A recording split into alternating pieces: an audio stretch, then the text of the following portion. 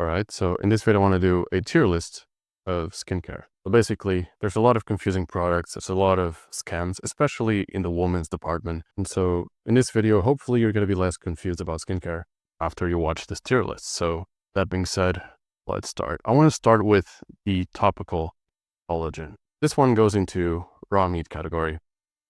It's pretty bad. It doesn't work. It doesn't even penetrate the skin. Oral collagen supplements are also pretty overrated because after you take into account the industry-funded studies that basically took control over the peer review process, and they manipulated the studies that way. If you look on paper, it's going to be, oh, it's randomized controlled trials, meta-analysis. But then if you actually see the fine print, you're going to see that they control the peer review process. And so it's kind of a scam. But topical collagen as well doesn't even work because it doesn't even penetrate the skin in the first place. It's well above the $500 rule. And overall, even the outcome studies don't show that it works. It does not penetrate the skin barrier, so waste of money. And when I was in Asia, I saw a lot of this. I saw a lot of topical collagen with a lot of claims, oh, anti-aging. But it's BS. You're not even going to absorb it into your skin.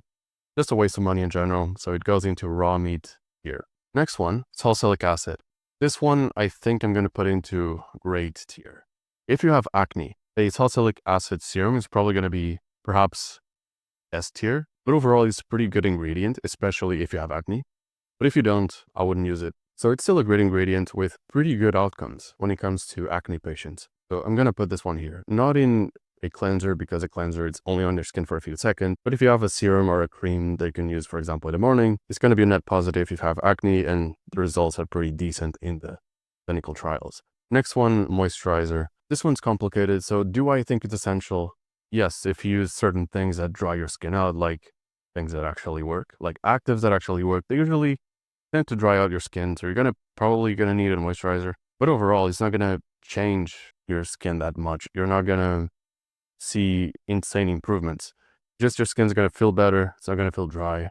It is still essential, but because it doesn't really compare when it comes to outcomes to actives, then I'm just gonna put it in good tier. I think it's a must, especially if you have potent actives, especially if it has things like hyaluronic acid, ceramides, lipids, stuff like that. Like if it has stuff to absorb the water and also lipids that create a barrier so that the water doesn't go off your face, etc. Essential, but because it's not going to really have a very potent active effect, I'm going to put it in good. Next one, B5. This one is pretty good if you want, for example, moisture in your face. And it's also mildly anti-inflammatory. There are better ingredients, but I think I'm going to put this one in good. It's a net positive, and it's hydrating, has benefits, but overall could be much better. GHKCU, this one's complicated. I'm not sure if I'm going to put it at the top of great or at the bottom of Diddy. But GHKCU, I think I'm going to leave it for later because I'm not 100% sure where I'm going to put it.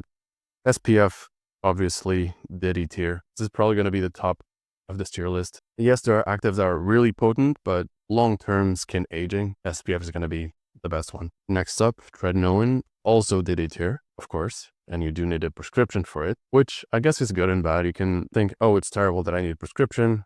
It's expensive. But on the other hand, you can look at the positive side and think, okay, that means less competition because most people don't get a prescription from a dermatologist.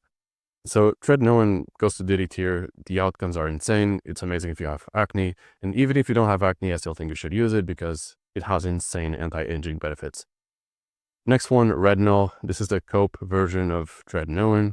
It's 10 to 20 times less powerful. And I know studies show that the discrepancy is not that high, perhaps in outcome studies. But these studies are often funded by companies that sell retinol because it's a huge industry. Personally, I'm just going to put it at either good or great. I'm not the biggest fan. I think retinol is just a cope version of tretinoin and Taz, so I'm going to put it at good. I think it's kind of a cope. And salicylic acid, I'm not sure if I'm going to put it in good or great, because if you have acne, it's really amazing. If you don't, it's kind of useless. I'm not 100% sure. Next, azelaic acid, I'm going to put it in great. Although if you have rosacea, if you have redness, it would be clearly S tier. But because most people don't have it, kind of hard to justify D tier. Next up is tazarotene. This one, I'm going to put it better than tretinoin and not as good as SPF. This one is basically a more powerful tretinoin. It does have higher irritation rates, but it has higher collagen synthesis rates and higher elastin synthesis rates. So this one has better outcomes than tretinoin. It is more irritating. Most people perhaps should use tretinoin because they can tolerate it more. But overall, it's still S tier. If you can tolerate it, it's even better than Tread. Next up, vitamin C. I think I'm going to put this one at great. If you have vitamin C serum, for example, 15% or 20%, and you use that for hyperpigmentation, then it's S tier. But for most people, because they don't have severe hyperpigmentation, it's going to be great overall. I think S tier, I'm putting things that are really good for the average person. With great, these things depend. They can be S tier for some people or kind of useless for others, depending on what you have. So this tier is kind of relative. So vitamin C is amazing. It's an antioxidant. It's an tyrosinase inhibitor. You can use it before the sunscreen to make the effect of protecting against UV damage even more powerful because it neutralizes free radicals, etc. Next one, hyaluronic acid serum, meh tier, because I'm not the biggest fan of it. It can absorb a lot of moisture into the layer that you put it in. So it can absorb moisture from deeper layers of the skin, unless you have a hyaluronic acid which has a diversified molecular weight. In that case, it's going to be in multiple layers of the skin. It's not going to absorb everything into one layer. But overall, I think your moisturizer or toner or whatever you want to use should have it in the first place, a multi-layer, multi-weight hyaluronic acid. But I think it's kind of useless to have a serum. I think you should have a moisturizer, for example, that already contains stuff like hyaluronic acid, glycerin. For that reason, I'm going to put it into meh tier. And finally, GHKCU, I have no idea where I'm going to put this. Either at the top of great or at the bottom of bitty. So GHKCU is amazing. I think I'm going to put it at the top of great tier just because I don't want people to get too focused on the details. I want people to have, relatively simple stacks that basically do most of the outcomes. For the average person at least, because if you're a maximalist, sure, you're going to have the GHKC, you're going to have the vitamin C, you're going to have a bunch of things, right? But for the average person that watches my videos, for most people, I would rather they focus on a few products that do most of the outcomes. And so GHKCU, although it's really amazing, you could argue that it should be on the bottom of Diddy, but because I don't want people to get too focused on the details, I'm going to put it into the top of great tier. It's not as strong as Taz or Tret, but it's significantly stronger than, for example, vitamin C. So either here or at the bottom of Diddy would be a good position. But yeah, don't focus on the details.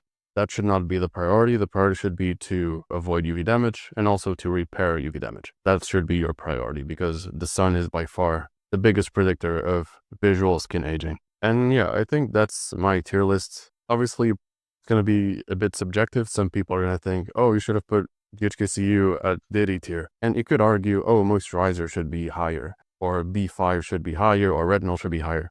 You can have your opinions, it's fine. You can make a bunch of arguments, but you can also argue for it. So I think that's my tier list. Let me know what you would change. And if you need help with your skincare routine or which products should you buy, or you're just curious on which ones I use, you can join my school community. I show basically everything there. I show which sunscreen I use, which took me hundreds of euros basically of experimentation to find out which ones are actually good and don't leave a white cast, have good active ingredients, and are not too expensive, etc.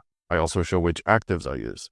So if you want to know what I do, or if you want help with optimizing your skincare routine, you can join my school community. The price right now is only 15 euros. It's going to increase to 20, which I think is pretty cheap, since if I had this personally, I would have saved a lot of money because, for example, even just sunscreen alone, I've spent so much money on sunscreen just to find out what works and which ones don't leave a white cast, are pretty invisible, are not that expensive, have good actives, have good ingredients, have good UV filters. You can bypass all of that experimentation by just joining the school community, asking me for advice or checking out what I do. And yeah, I think it's worth it, honestly. I wish I had something like that years ago.